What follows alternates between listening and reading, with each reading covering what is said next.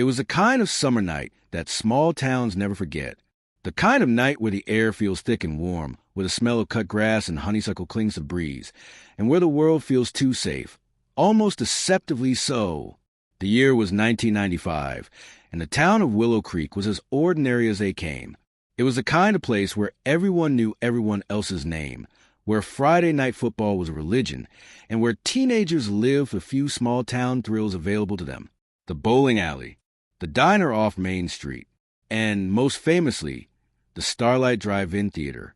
The Starlight wasn't just a movie screen. It was a gathering place, a piece of Americana that felt frozen in time. By the mid-'90s, most drive-ins across the country were disappearing, demolished, or left to rot. But not Starlight. Its owners clung to it stubbornly, and the town clung to it right back. Rows of cars would line up every Friday night, headlights snaking into the gravel lot, teenagers sneaking in coolers, couples curling up beneath blankets, and families buying buckets of greasy popcorn from the concession stand. That's where Daniel Mercer and Emily Hart decided to go on June 17, 1995. Daniel was 22, tall, broad-shouldered, the kind of boy who still carried the ease of high school glory days. He'd played quarterback, worked summers at the gas station, and was the kind of son every mother in town trusted to drive their daughter home. But Daniel wasn't shallow. He was studying mechanical engineering at the State University and carried himself with the quiet confidence of someone who knew he wanted more out of life than small-town nights and pickup trucks. Emily was 20, petite and radiant, with auburn hair that shimmered under projector light, and a laugh that seemed to echo long after it was gone. She had an artistic streak, always sketching in her notebooks, always humming some half-written melody.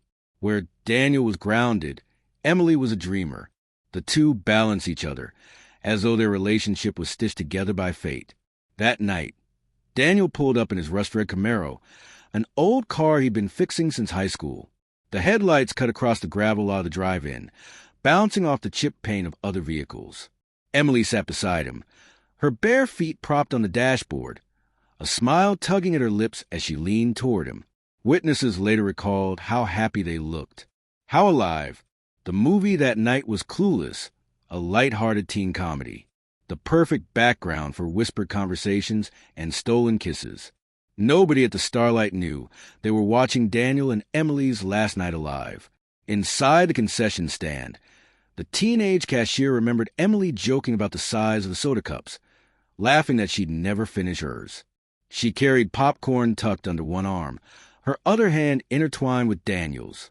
It was a kind of moment so normal, so mundane, that it only became significant in hindsight. By the time the movie started, the couple was parked near the back row, where most young lovers went for privacy.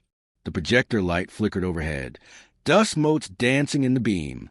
If you had been there, you might have seen their silhouettes moving together, laughing, whispering, stealing glances that carried away to a young love that felt indestructible. And yet, somewhere between the first act of the movie and the moment the credits rolled, something happened. Something so chilling, so absolute, that by the following morning, Daniel and Emily had vanished without a trace. But in that moment, no one noticed. Not the families who bundled sleepy children back into minivans. Not the teenagers who revved their engines in triumph as they sped off into the night. Not even the projectionist who flicked off the reels and locked the boot behind him. The night simply went on, unaware of the shadows settling over it.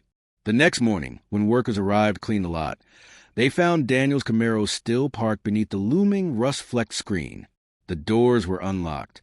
The headlights were dead, the battery drained. Inside, Emily's purse sat on the passenger seat, her wallet untouched, makeup bag still zipped. Daniel's worn leather jacket was crumpled on the back seat. 2 oversized soda cups rested in the cup holders. The ice melted to water. It looked as though the couple had simply stepped away for a moment and never returned. The discovery sent a ripple through Willow Creek. Parents locked their doors at night. Teenagers whisper about abductions, about strangers in the dark. But beneath the rumors lay a more unsettling truth. The couple's disappearance didn't fit the usual patterns. No money was taken. No valuables missing. No signs of struggle inside the car. Just silence. For Daniel's parents, the nightmare began with a phone call they couldn't comprehend. For Emily's father, it began with pacing the police station floor, demanding answers that weren't there. And for Willow Creek, it marked the first crack in the illusion that their little town was safe, untouchable. Looking back now, there are eerie details that feel impossible to ignore. The Camaro left unlocked, the untouched purse, the melted sodas, objects that seemed ordinary then, but in hindsight, whisper of something unnatural, as though Daniel and Emily had been plucked out of existence mid-breath, mid-smile, mid-summer night. But in June of 1995, no one knew what had happened. No one could imagine that the truth wouldn't surface for 15 long years. That what happened at the Starlight Drive-In that night would become one of Willow Creek's most enduring mysteries. A story of love, obsession, and horror, locked away beneath the surface of time. And so the legend began. Two lovers who drove into the summer night, full of laughter and light, and were never seen alive again. Morning broke slowly over Willow Creek on June 18, 1995. The air was heavy with humidity, the kind that clung to your skin and made every sound feel muffled, distant. By sunrise, the Starlight Drive-In was nothing more than a graveyard of empty soda cups, popcorn bags trampled into gravel, and streaks of rubber where teenagers had peeled out the night before. But parked in the very back row, beneath the towering white skeleton of the movie screen, was a car that didn't belong. A rust-red Camaro, its paint dull with dust, its headlights pointed at nothing. The lot attendants noticed it immediately, because no one ever left a car overnight, not in Willow Creek. At first, they thought it was just a kid who had too much to drink, leaving the car behind to avoid getting caught. But when one of the workers tugged at the handle, the driver's door swung open, and inside, the scene that greeted them froze their blood cold. Daniel Mercer's leather jacket was tossed carelessly across the back seat. Emily Hart's purse sat upright in the passenger side, its strap looped neatly, her wallet and ID inside. The ignition keys were missing, but the glove compartment had been left ajar. Two massive styrofoam soda cups sat in the holders. The ice melted to water, leaving faint rings of condensation. And on the dashboard, smeared faintly into the dust, was a half-moon shape, like someone's hand had pressed against it. There was no Daniel, no Emily, no sign of where they had gone. By 9 a.m., the police were called. At first, officers treated the car like an inconvenience. Kids ran off all the time. Maybe Daniel and Emily had eloped. Maybe they had a fight. Maybe they were out swimming at Willow Lake and forgot to tell their parents. But when detectives looked closer, the details began to gnaw at them. The car battery was drained, as though the headlights had been left running all night. But why? Why would Daniel, meticulous about his Camaro, leave his lights on? Why would Emily leave her purse behind, when friends swore she never went anywhere without it? The theater ground was swept, every inch of gravel turned over for clues. But there were no footprints leading away from the car, no tire tracks suggesting they'd been picked up by someone else. The dirt around the Camaro was undisturbed. It was as though the couple had vanished into thin air, leaving only objects behind as proof they'd ever been there.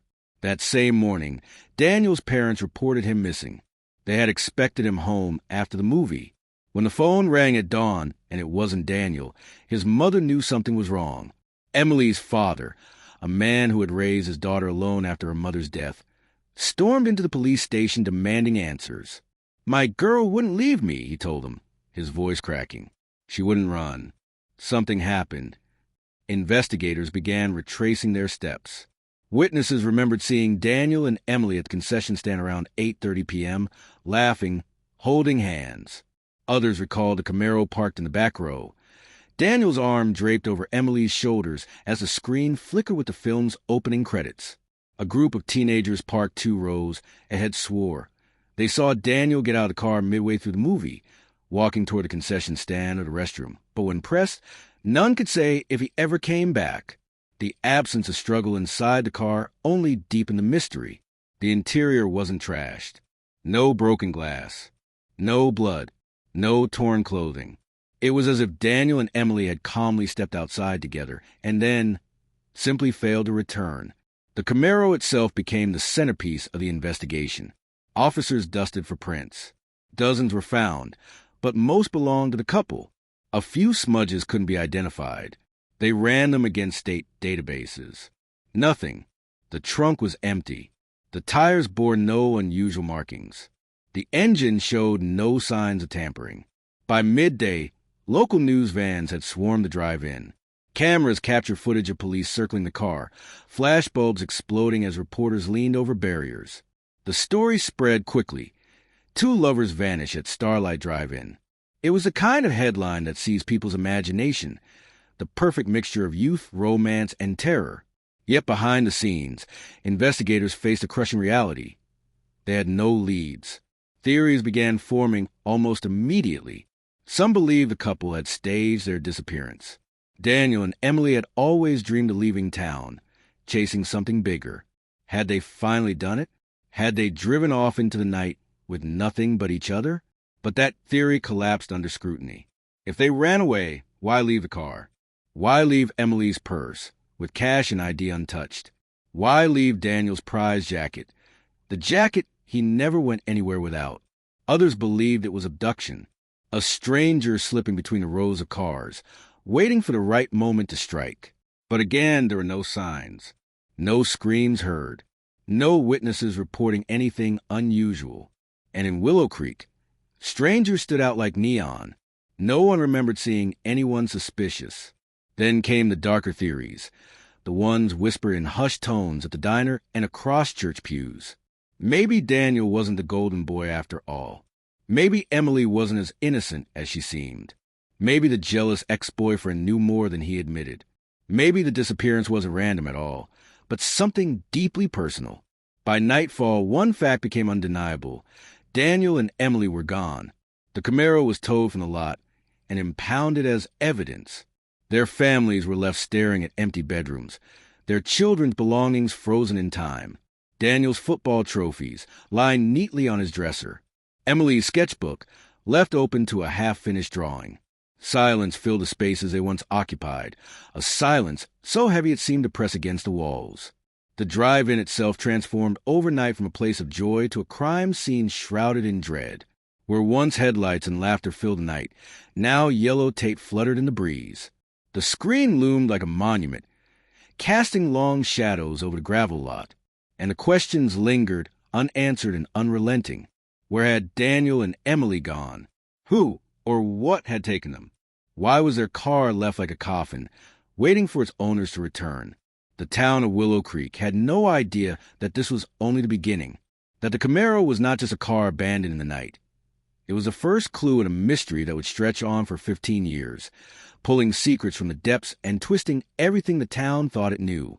That morning, the empty car was just a puzzle.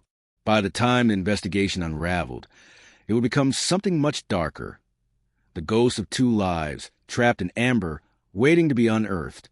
In Maple Hollow, time had a strange way of slowing down.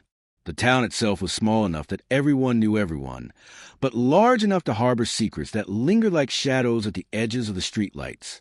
When Anna and Michael disappeared in the summer of 1995, it was as though the entire heartbeat of the community faltered. People still went about their lives. Children played in front yards. Church bells rang on Sundays. The diner served coffee and pie. But nothing felt untouched. The silence of their absence crept into every corner, every whispered conversation. At first, the search for the couple was the town's lifeline. Volunteers flooded the woods, combed through cornfields, and walked shoulder to shoulder down gravel roads. Flyers with their smiling faces, Anna's auburn hair catching the sunlight, Michael's relaxed grin as he leaned against his old pickup, were taped to telephone poles, pinned inside the post office, and even tucked into books at the church. People wanted answers, and they wanted them fast. But as the weeks stretched into months and no trace was found, Maple Hollow shifted from hope to unease. By the first winter after the disappearance, speculation began to fill the void that facts could not. Some said Anna and Michael had run away together, tired of the town and its limits. Others whispered of darker possibilities, that something sinister had happened at the drive-in that night. Stories circulated about strangers drifting through town, about headlights seen lingering on country roads where they shouldn't have been, about the eerie quiet near the abandoned drive-in after dark. Nobody knew what was true, but the stories hardened into legend. The old drive-in itself became a focal point of unease. It closed a few years after the disappearance, unable to keep up with declining attendance. Once the gates were chained shut, it was as though the place itself became a ghost. Teenagers dared each other to sneak in at night, claiming to see shadows flickering across the rusting screen or to hear faint laughter carried on the wind. Parents warned their children not to go near it, though warnings only made the place more alluring. The screen towered above the empty lot like a tombstone, and the rumors of Anne and Michael's fate became inseparable from it. The sheriff at the time, a man named Walter Briggs, never stopped feeling the weight of the case. Every anniversary, he sat down at his desk and pulled out the thick folder stuffed with reports, interviews, and dead ends. He spoke to anyone who would listen about how one day something would break open. Cases like this, he'd say, they don't stay buried forever. They resurface. They always resurface. Yet as the years passed, the folder gathered more dust than clues. For the people of Maple Hollow, Anna and Michael became both memory and myth. In the high school, teachers pointed to their yearbook photos with a kind of reverence, reminding students that life was fragile. At the diner, their names slipped into conversation like a sigh, part of the town's vocabulary of grief. And at every 4th of July parade, someone inevitably said, "Do you remember the summer they vanished?" It was a wound that never healed, only scarred over. Still, the town refused to let them go entirely. Every year, Anna's parents placed flowers near the locked gates of the drive-in, a quiet vigil that no one ever disturbed. Michael's younger brother, who had been just a teenager when it happened, grew up carrying the shadow of unanswered questions. Even newcomers to town quickly learned the story, how two young lovers had gone out for a movie and were swallowed by the night. What unsettled people most was the absence of evidence. Cars didn't just vanish. People didn't simply dissolve. The sheriff had insisted from the beginning that someone knew something, but if they did, no one ever spoke. And so the mystery became part of Maple Hollow's identity. It lingered in the air at town meetings, in the hush that fell whenever their names came up, in the way children looked toward the drive-in at dusk with wide eyes. By the 10th anniversary, the case had transcended tragedy. It had become folklore. Outsiders came into town asking about the couple who disappeared at the drive-in, and locals would share the story with a mix of pride and sorrow. It was theirs, the mystery, the heartbreak, the unanswered question of what had happened on that humid July night in 1995. The small town carried the story like an heirloom. Some believed that clinging to it was the only way to honor Anna and Michael. Others felt the weight it was a curse, a reminder that evil, whatever shape it took, could settle even in the most unassuming places. For every new coat of paint on the diner walls, every fresh set of graduates from the high school, the memory of that night remained untouched, frozen in time. Maple Hollow couldn't forget, because forgetting would mean admitting defeat, that two of their own had been taken, and the town had never protected them, never uncovered the truth. The silence of that unanswered question was louder than any fireworks, any church bell, any passing train. And so, long after the posters had yellowed, after the sheriff had retired, after the weeds grew tall around the drive-in's rusting gates, Anna and Michael lived on in the town's collective imagination, not in the way their families wanted, not in the way they deserved, but as a shadow always just out of reach. And as the years stretched further from that summer night, whispers began to shift again. Some claimed to see a car, an old Chevy, rolling slow past the edge of town at dusk. Others said the lovers' voices could be heard if you press your ear to the chain-link fence of the abandoned drive-in. People laughed at these stories, but they told them anyway, because deep down, Maple Hollow knew what the sheriff had always said was true. Cases like this don't stay buried forever. And one day, the past would claw its way back into the present. In the years following Anna and Michael's disappearance, Maple Hollow turned into a town that seemed to thrive on half-truths and hushed conversations. The absence of answers was unbearable, so people began to create their own. Whispers filled diners, barbershops, and grocery store aisles until it became impossible to separate fact from speculation. Everyone had a theory, and everyone was sure theirs was the one that made sense. Some believed the couple had staged their own vanishing. They wanted out, an older woman once muttered at the post office, leaning in close to her neighbor. They didn't want this life. Anna was too bright, Michael too restless. They packed up, ran off somewhere, and never looked back. The idea was romantic in its own way, and in a town where opportunity was limited, it carried a certain logic. But Anna had been close to her family, and Michael had never hinted at leaving. Still, the theory persisted, repeated often enough that even those who doubted it began to wonder if it might be true. Others spoke of more sinister possibilities. Truck drivers sometimes passed through Maple Hollow on their way to larger highways. One theory suggested that a stranger with bad intentions had spotted the couple at the drive-in, followed them, and intercepted them on some dark country road. The very idea chilled people because it meant a predator had slipped into their safe little world, taken 2 young lives, and vanished without a trace. It implied a randomness that no one wanted to accept. There were also whispers that turned inward, suspicions cast not on outsiders but on the town itself. You know, one farmer said over his coffee at the diner, "Sometimes the devil you fear isn't on the highway. Sometimes he's sitting right next to you." People nodded, because Maple Hollow was the kind of place where grudges festered. Old rivalries, debts unpaid, secrets locked behind polite smiles. Could someone from town have known Anna and Michael well enough to lure them away? To silence them forever? No one wanted to say it outright, but the possibility clung to conversations like smoke. The abandoned drive-in only deepened the unease. On nights when the moon was full, kids dared each other to sneak past the rusting gate. They'd come back breathless, swearing they heard music from a radio that wasn't there, or voices too faint to belong to anyone living. Some claimed to see a car's headlights flicker and then disappear into nothing. These stories grew more elaborate with every retelling, until the drive-in wasn't just a place where Anna and Michael had last been seen. It was cursed ground, a stage for whatever horror had swallowed them. Even law enforcement theories shifted with time. Sheriff Briggs, before his retirement, was haunted by the lack of evidence. In one of his final interviews, he confessed, "There's something about that night that doesn't fit. Too clean, too empty. It's as if the world just erased them." His words only added fuel to the fire, convincing some that there had been a cover-up. Why else? People reasoned. Would there be no trace of the couple, no signs of a struggle, not even the faintest clue of where they had gone? Among Anna's family, hope wavered between fragile belief and heavy despair. Her mother clung to the idea that her daughter might still be alive somewhere, unable to come home for reasons beyond her control. Michael's brother, on the other hand, grew bitter with each passing year, convinced that someone knew the truth and had chosen to stay silent.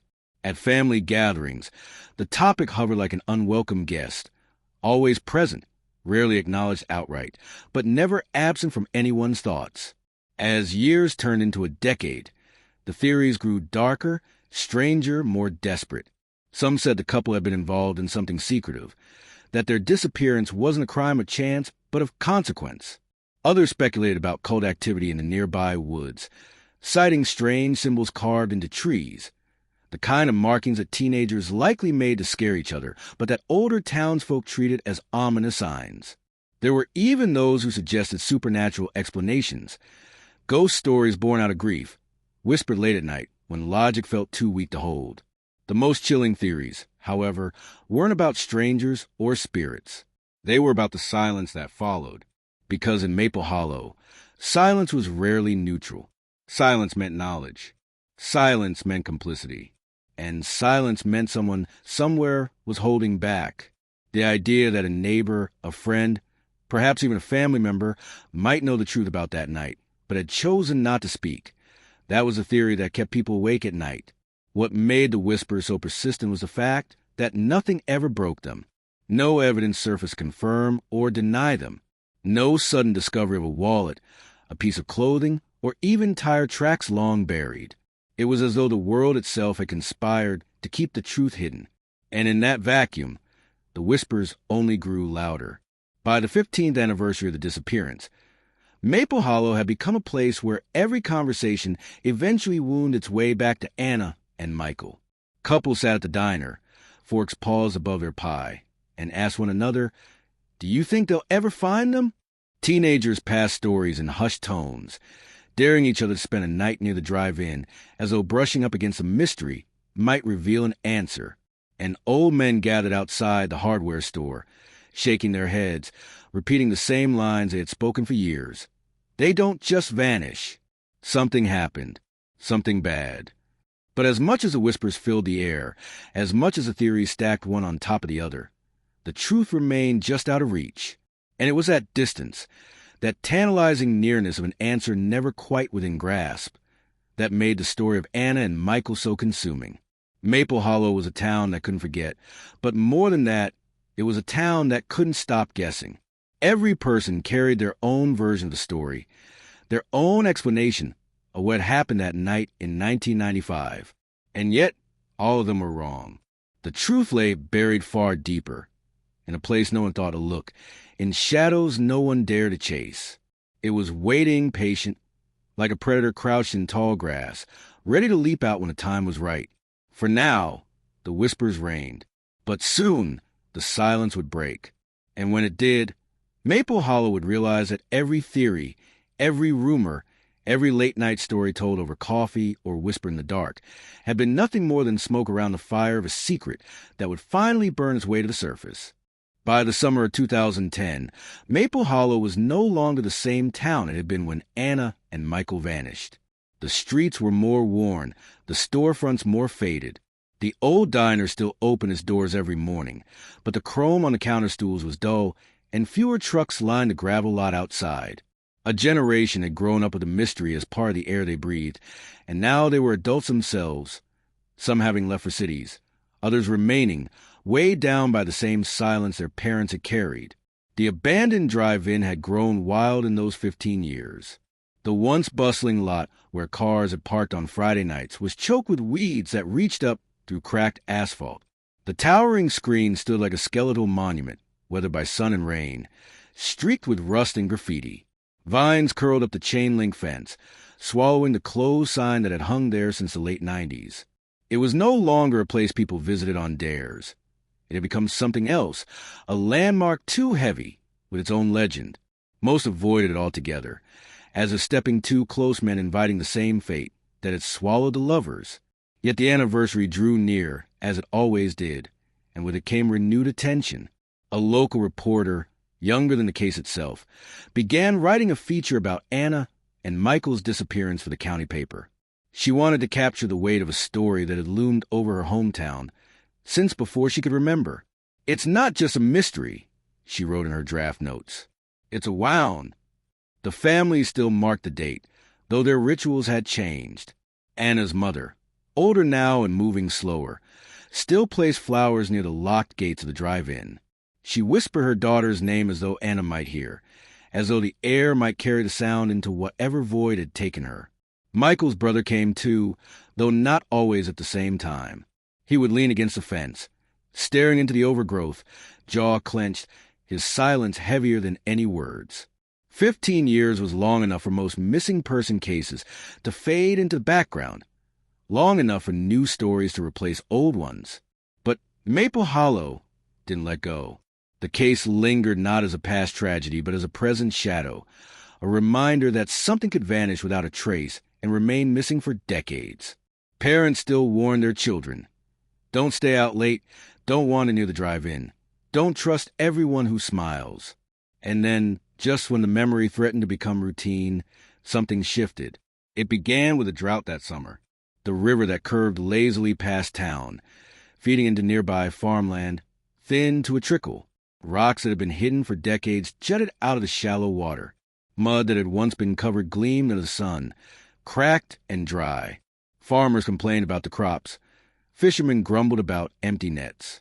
But no one could have guessed what the shrinking river would reveal. One late afternoon, a pair of teenagers cutting across the dry riverbed saw something glinting. At first, they thought it was just scrap metal, another piece of rusted junk washed downstream.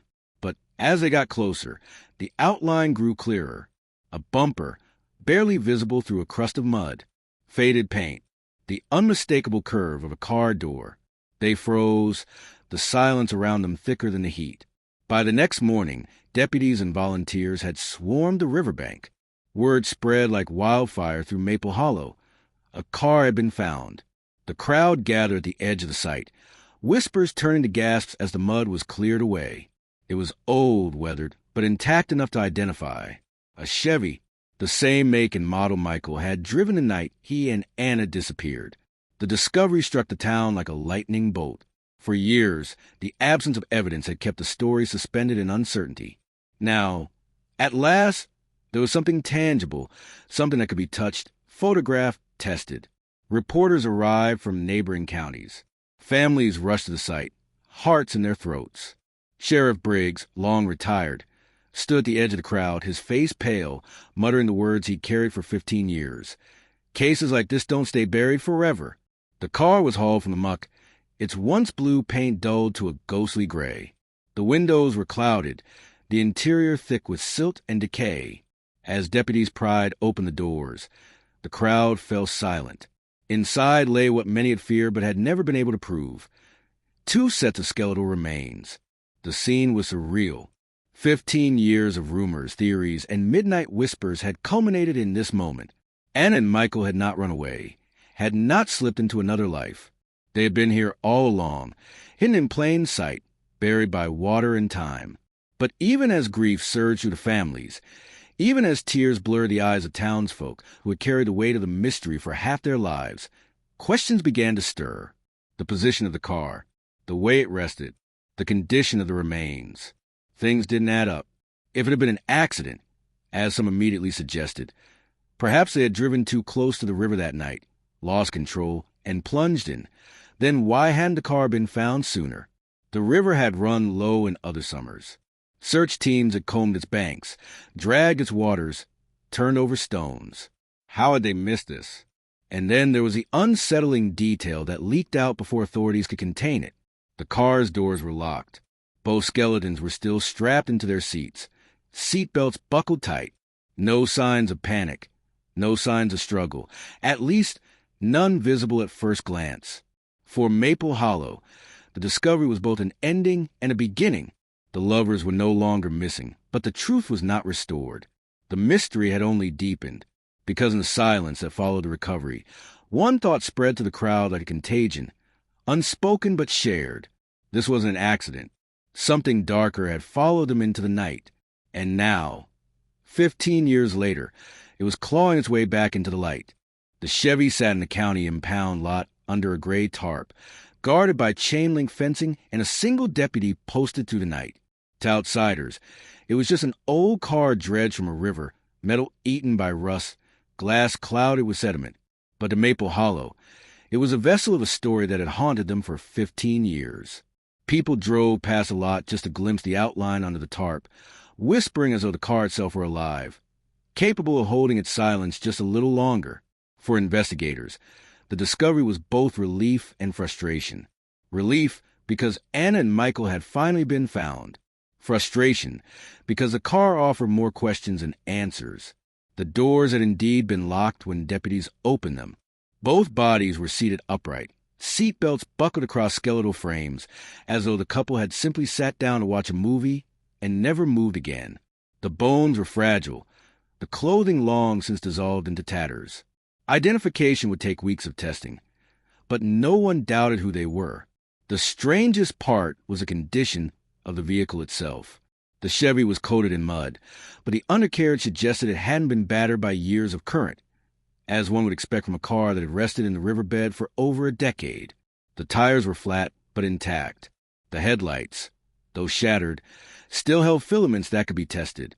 To the forensic team, it seemed less like a car that had sunk and more like one that had been carefully placed. That detail alone was enough to set the town ablaze with new speculation. Had someone driven the car into the river intentionally, locking the lovers inside?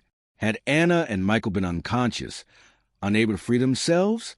Or was it something more deliberate, something that spoke of planning and cruelty? At the diner, customers sat with their coffee growing cold as they debated the possibilities. If they crashed, one man said, why were the doors locked? People don't lock their doors as they're drowning. Across the counter, another replied, unless someone else did it for them. The conversation was the same across town. in grocery aisles at the post office, outside the church after Sunday service. Theories multiplied, fed by the unease of finally having bodies but still lacking a story. For the families, grief resurfaced in brutal waves. Anna's mother wept at the confirmation, clutching the little silver cross her daughter had once worn. She had prayed for years that Anna was alive somewhere, even if she couldn't come home. The reality, that her daughter had been entombed in a car at the bottom of a river for 15 years, was almost too much to bear. Michael's brother, hardened by years of bitterness, stared at the coroner's report with an expression that was not surprise but fury. "Someone did this," he muttered, and refused to elaborate further. The investigation into the car's discovery turned methodical. Forensics teams scraped mud from the seats, searching for fibers, fingerprints, anything that might have survived. Specialists examined the locks, trying to determine whether they had been engaged from inside or outside. Divers returned to river, probing the depths for any sign of disturbance, any evidence that might explain why the car had gone undiscovered for so long. But with every detail uncovered, the questions only multiplied. The Chevy's ignition was in the off position, the keys still dangling from it. No one could say for certain whether the engine had been running when the car entered the water. The position of the gear shift suggested the car had been in neutral. Investigators debated what that meant. Had the vehicle been pushed? Towed?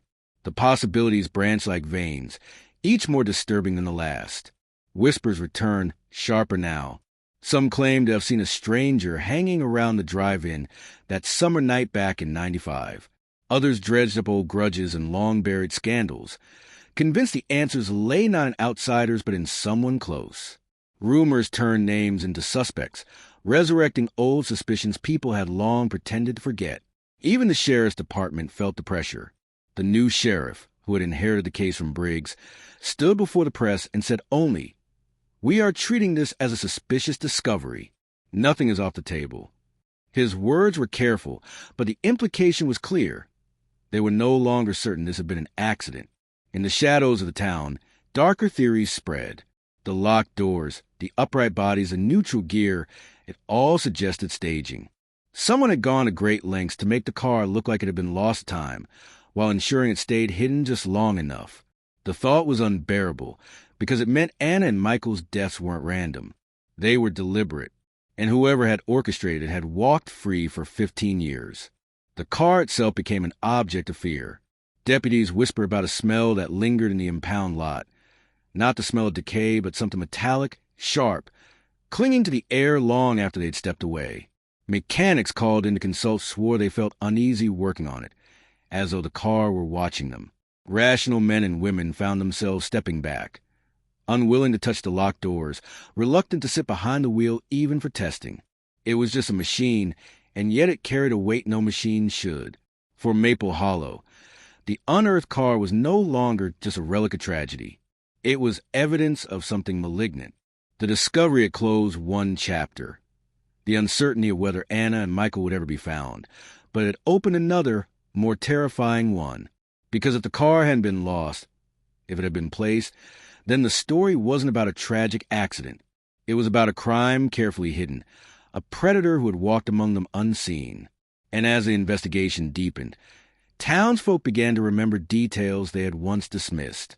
A missing hour here, a strange noise there, headlights seen on a road that should have been empty. Memories resurfaced, foggy but insistent, as though the unearthing of the car had tugged at threads everyone had worked so hard to forget. The Chevy sat in silence, rusting under the weight of its secrets. But the truth was no longer content to stay buried. The unearthed car had spoken in its own way, and what it said was chillingly clear. Anna and Michael's story was not over. When the car was pulled from the river, the people of Maple Hollow didn't just see rusted steel and bone. They saw the return of questions they had buried beneath years of silence. The whispers that had once seemed like folklore were now sharpened into suspicion, directed not at faceless outsiders, but at neighbors, friends, even family. The unearthed Chevy wasn't just a grave. It was a mirror, forcing the town to confront itself. At first, suspicion fell on strangers. It was easier that way. Easier to imagine some nameless drifter slipping into town that night in 1995, choosing Anna and Michael at random and vanishing back onto the highway. It fit the narrative people had used to comfort themselves for years. Evil had come from the outside, and therefore it didn't belong to Maple Hollow. But the details didn't match. The locked doors, the neutral gear, the way the car had lain hidden for 15 years without discovery. That level of calculation didn't sound like the work of a passing stranger. Soon, attention shifted inward. Old rumors resurfaced like stones kicked up in a shallow stream. People remembered that Anna had been working late shifts at the diner that summer, and she'd mentioned a customer who made her uneasy, always sitting in the same booth, watching her too closely. Michael, too, had once clashed with a man from the next town over, a dispute over a card game that had ended in shouting and threats. Small details, unimportant at the time, now took on darker weight. But the most unsettling suspicion of all was that someone in Maple Hollow had known the truth all along. There's no way that car stayed hidden 15 years without help. One man muttered outside the hardware store. Somebody made sure it wasn't found. Somebody right here. His words traveled fast, repeated and reshaped, until they became less a theory than conviction. The silence that had hung over the town for so long began to feel not like ignorance, but complicity. Families felt the sting most. Anna's mother, who had carried the grief quietly for years, began receiving anonymous calls late at night, just the sound of breathing before the line went dead. Michael's brother found crude notes in his mailbox, suggesting he look closer to home if he wanted answers. Whether these were cruel pranks or hints of something more sinister, no one could say. But they deepened the sense that the town itself was divided, that beneath its small smiles and polite exchanges lay a current of suspicion no one could control. The sheriff department, overwhelmed with renewed attention, interviewed dozens of residents again. Men and women who thought they put the summer of 1995 behind them were asked to relive every detail. Where were you that night? Who did you see? What did you hear? Many offered the same tired answers, but a few cracked under the weight of memory. One woman admitted she'd seen headlights near the drive-in lawn after the movie had ended. A farmer recalled hearing a car engine sputtering by the river at midnight. These fragments were too vague to stitch into proof, but they were enough to fuel suspicion. Meanwhile, the local paper ran story after story, feeding the fire. The young reporter who had written about the anniversary now published investigative features, each headline more dramatic than the last. Mystery of lovers deepens. New questions surround locked doors. Was it murder? The articles reached neighboring towns, then the county, then the state. Soon, Maple Hollow's tragedy was no longer just its own. It was public, dissected by outsiders eager to uncover secrets the locals had been living with for decades. That scrutiny only made things worse. Out-of-town reporters knocked on doors, asking blunt questions, stirring old tensions. Television crews filmed in front of the abandoned drive-in, their bright lights cutting through the darkness that had once cloaked the place. For the people of Maple Hollow, it felt like their private grief had been turned into spectacle, and with the attention came shame. If the truth was close, why hadn't they found it themselves? If someone among them had done this, what did that say about the town they had built their lives around? Suspicion began to seep into daily life. Neighbors eyed one another differently at the grocery store. Parents pulled their children closer at community events. At night, dogs barked more often, as if sensing the unease that pressed in from every direction. Even friendships frayed. Men who had worked side by side for decades now avoided each other, their silence more hostile than words could be. Women who had shared coffee and confidences began crossing the street rather than meeting each other's eyes. The unearthed car had shifted something fundamental in Maple Hollow. For 15 years, the mystery had been wound wrapped in silence. Now it was an infection spreading to the veins of the town, bringing to the surface every hidden fear, every private doubt. People whispered about who might have had the knowledge, the opportunity, the darkness inside them to lock two young lovers in a car and send them to a watery grave. But suspicion is a dangerous thing. It doesn't need evidence. It doesn't need truth. It feeds on emptiness, on unanswered questions, on the way a neighbor hesitates before speaking. And in Maple Hollow, suspicion began to consume everything. Late at night, when the streets were quiet and the cicadas droned in the trees, People swore they could hear the sound of car doors slamming shut. Some said it was only memory playing tricks, but others believed it was something more, a reminder that the past wasn't finished, that the truth was still waiting to emerge. And in the sheriff's office, spread across his desk under the harsh glow of a single lamp, the new sheriff stared at photographs of the unearthed car, the locked doors, the neutral gear, the skeletons buckled neatly in place. His gut told him what the town was already whispering. This wasn't just tragedy. It was design. Someone had made sure Anna and Michael vanished. Someone had lived free for 15 years while the town tore itself apart with questions. The unearthed car had spoken, and now suspicion had a voice too. And once suspicion takes hold, it doesn't fade. It only sharpens, circling closer and closer until it finds its mark. Suspicion had seeped into every corner of Maple Hollow, but suspicion alone could not close a case. The unearthed car had forced the town to face what it had long denied, yet the real question lingered like a shadow no one could escape. Who had done this? And why? The sheriff, a man younger than most of those who still remember the summer of '95, decided the only way forward was to retrace steps others had abandoned. He reopened boxes of evidence that had collected dust for over a decade. There were photographs grainy, washed in the amber tones of the '90s, of the drive-in parking lot, of the riverbank, of the faces of Anna and Michael smiling in the weeks before they vanished. There were interviews, transcripts full of half-truths and fading memories. There were notes in the margins from detectives long since retired, scribbled in frustrated hands. No leads. Dead end. But while the old investigators had only had silence, the sheriff now had a town on edge, a town speaking again. And from that noise, patterns began to emerge. It started with a call late one night. The voice on the other end trembled, as though the caller feared their own words. "I saw them," the person whispered. "That night, at the drive-in. They weren't alone." Then the line went dead. The sheriff traced call but found only a payphone at the edge of town, long out of service. A prank, perhaps, or a confession disguised as a ghost whisper. Soon after, an envelope arrived at the sheriff's office with no return address. Inside was a single Polaroid photograph. Anna and Michael at the drive-in, leaning against the hood of the Chevy, smiling. The photo wasn't new. It had appeared in their family's collections before, but this copy was different.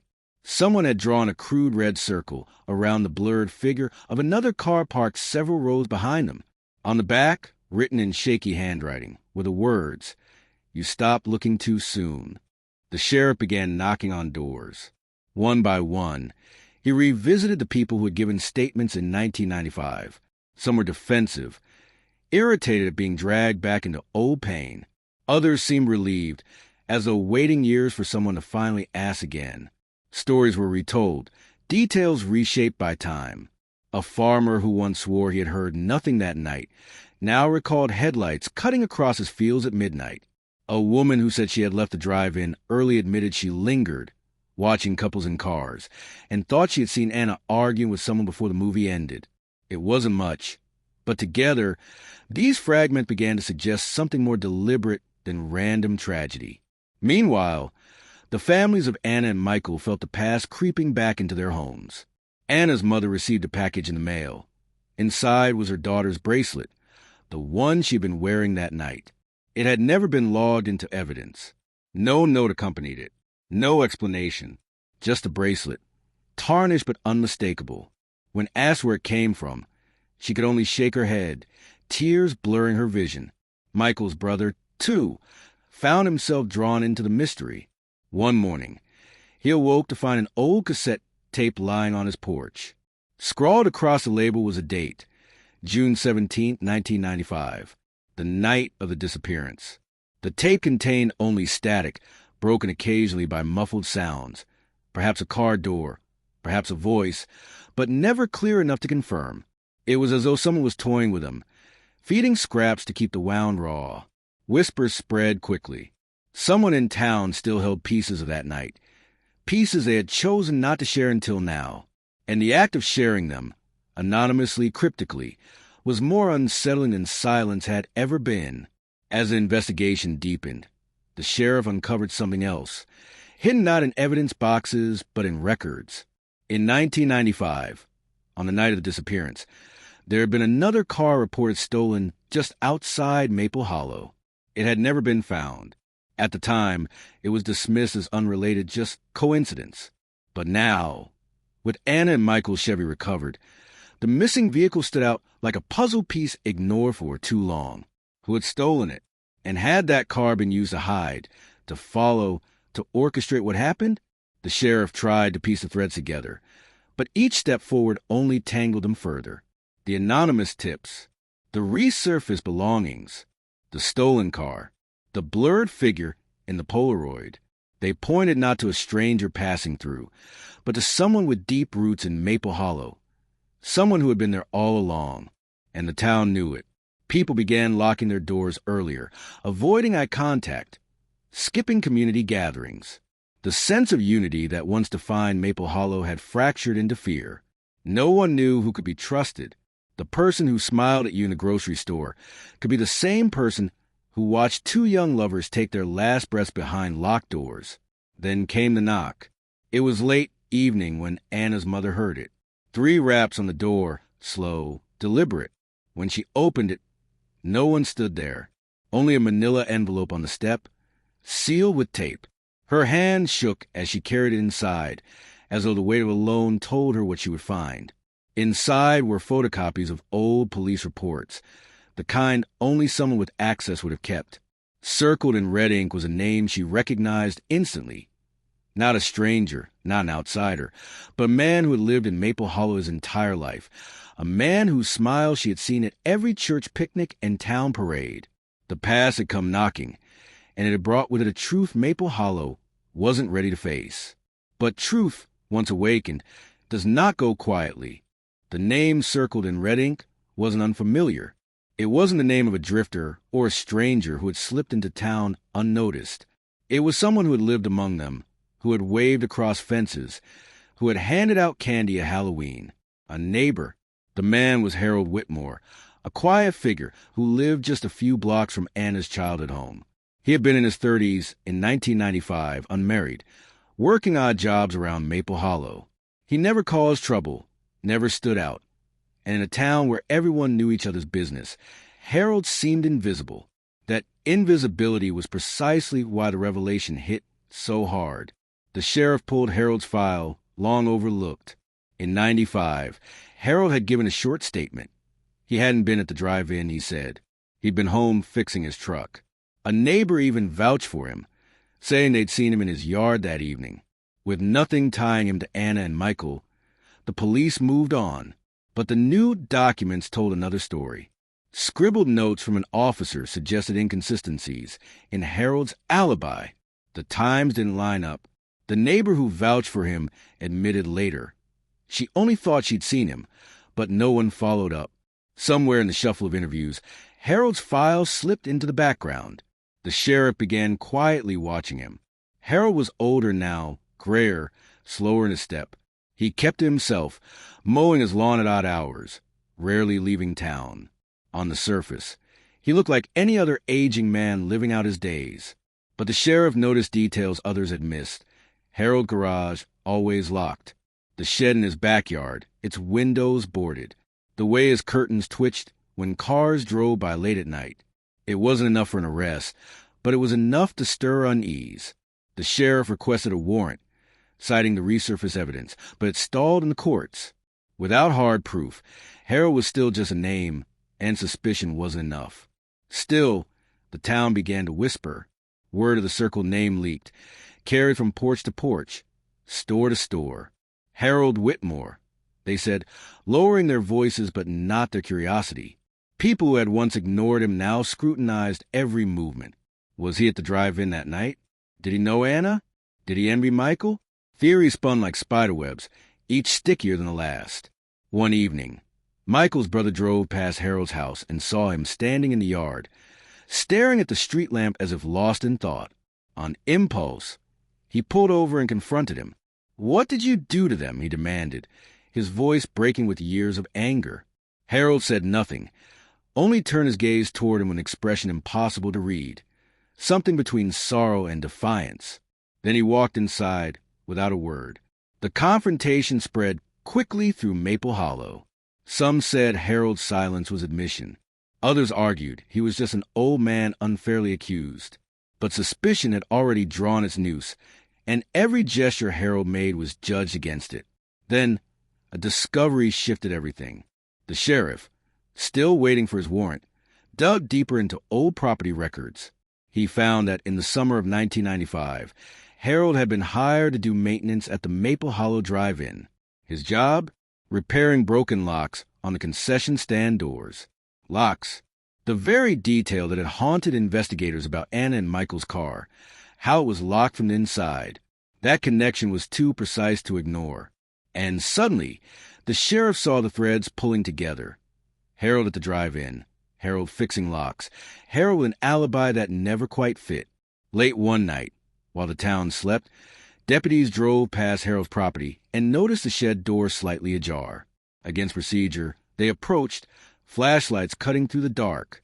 Inside, under a tarp, they found boxes filled with old belongings. Newspapers from 1995, a set of car keys rusted with age, and a reel of drive-in film still in its canister. Most chilling of all was a shoebox containing photographs, some of the drive-in, some of the river, and a few of Anna and Michael, taken candidly, as if someone had been watching them long before that night.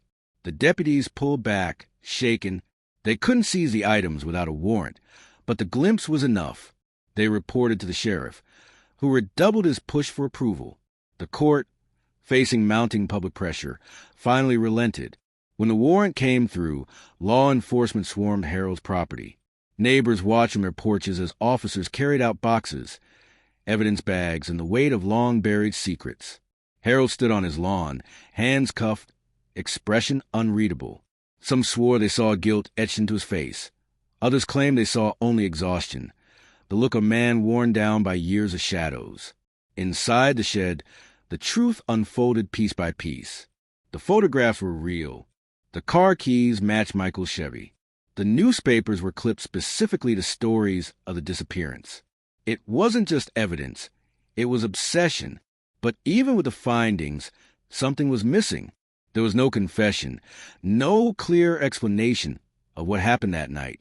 Harold refused to speak, his lips sealed as though silence were his final defense. Still, the town didn't need words. To them, the secret was out. The neighbor who had blended into the background for decades was no longer invisible. He was a figure who had haunted their memories, the presence they had felt but never seen. The neighbor's secret was no longer just his own. And yet, beneath the relief, an unease lingered.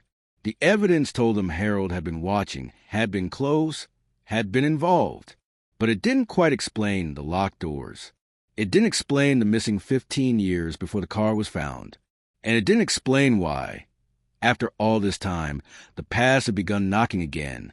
The town wanted closure. But what they had found was only another layer of mystery, one that suggested Harold Whitmore wasn't the only one keeping secrets. The arrest of Harold Whitmore should have brought Maple Hollow peace. For weeks, the town buzzed with the certainty that the neighbor who had lived quietly among them had finally been unmasked. People slept easier, convinced the nightmare of 1995 was over. But deep down beneath the surface calm, there was a nagging sense that something didn't fit. The evidence from Harold's shed painted him as an obsessive, a man who had watched Anna and Michael too closely. But obsession didn't explain everything. Obsession didn't lock two lovers inside a car. Obsession didn't send that car into a river and keep it hidden for 15 years. And obsession certainly didn't deliver packages and photographs to their families after all that time. It was as though Harold's story ended in 1995, but someone else had picked it up later. Someone who wanted to make sure the past was never left behind. In the weeks that followed his arrest, the sheriff received another envelope. Unlike the earlier ones, this one was postmarked after Harold was already behind bars. Inside was a photograph of the unearthed Chevy, the river still glistening in the background. On the back were 4 words scrawled in ink. "You're looking the wrong way." The message hit like a thunderclap. If Harold was in custody, then who had sent the photograph? Who had kept feeding pieces of the puzzle? taunting the families in the town. The sheriff combed through the evidence again, this time with fresh eyes. The cassette tape left on Michael's brother's porch. The bracelet mailed to Anna's mother. The Polaroid with the circled car. None of these items had fingerprints. None had ties to Harold. They were the work of someone else. Someone who wanted Harold in the spotlight. Someone who wanted suspicion to fall neatly at his feet. Then, another detail emerged. In the original reports, there was mention of the search parties that scoured the riverbanks in 1995. Dozens of townsfolk had joined, desperate to find the missing lovers. Among them was a man who seemed especially committed, always at the front, always urging them to search certain areas. His name appeared only once in the notes. Deputy Charles Miller, then a young officer eager to prove himself.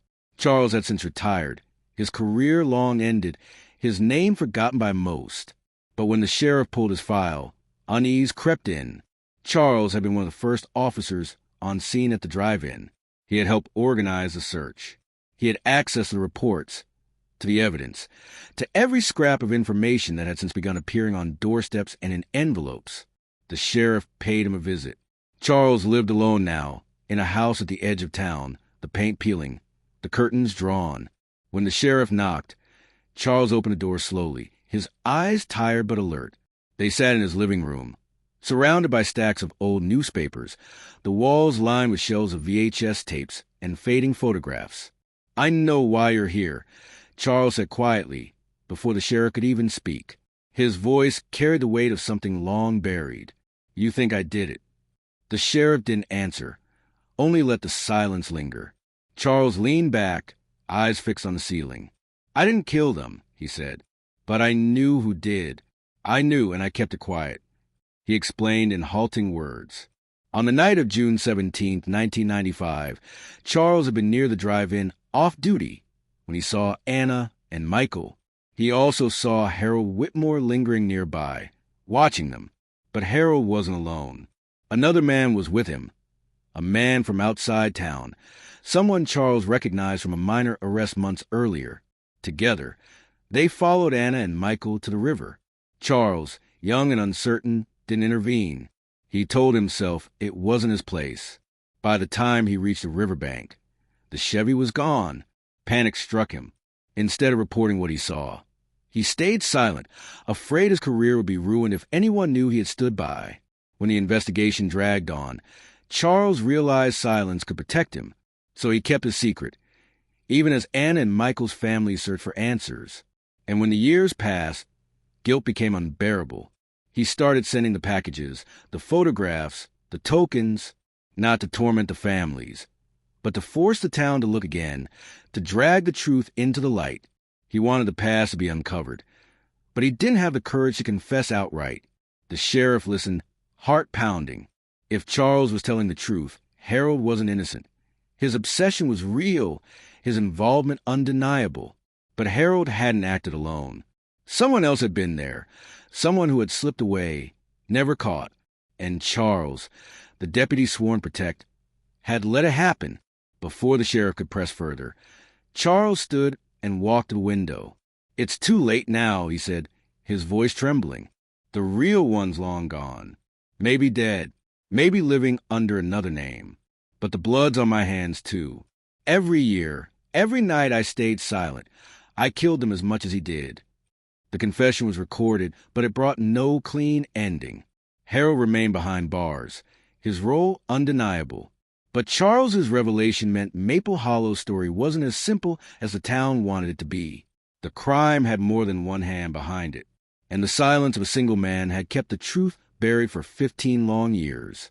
When the sheriff left Charles's house that night, he felt the weight of the town pressing down on him. He knew the families would never truly have closure. He knew the people of Maple Hollow would carry suspicion like an heirloom, passing it down through whispered stories. Because in the end, the revelation wasn't neat. It wasn't comforting. It was jagged, messy, and cruel. Anna and Michael had vanished not just because of obsession, but because of cowardice, because of silence, because evil had been allowed to breathe in the shadows. And so the story of the lovers who disappeared at the drive-in ended not with justice, but with the haunting knowledge that truth had come too late. The past had knocked, And when the door opened, what stood there was not closure, but a reminder. Maple Hollow would never escape the night of June 17th, 1995.